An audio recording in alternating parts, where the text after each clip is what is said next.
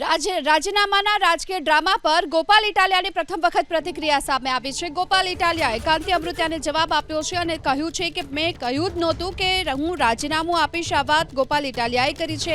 સાથે પણ કહ્યું કે મુદ્દાથી ભટકાવવાની ભાજપે કોશિશ કરી છે।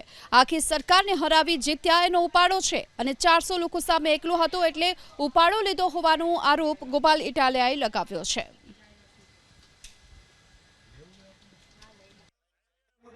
भाजप वाले के गोपाल इटालिया राजीनामु आपसे मैं क्या कीधु भाई हूं आपी देश क्या मारो एवो शब्द छे कोई सांभळ्यो टीवी वाला एना बेकू मळेला छे एने खबर छे के गोपाल आवुं नथी बोल्यो तोय હું બતાવીશ તમે બધા જોયું ટીવી માં આ બધાને ગમ્યું નથી બહુ વહમું લાગી ગયું છે કે આવ્યો ક્યાંથી કેમ કે ઓહો ગોઠવાઈ ગયું 30 વર્ષથી आटला टका तारा आटला टका मारा आटला टका आना प्रणो मींदड़ो एम काई वाटे नो रहता मारा बेटा जो आया नहीं था के निकलो।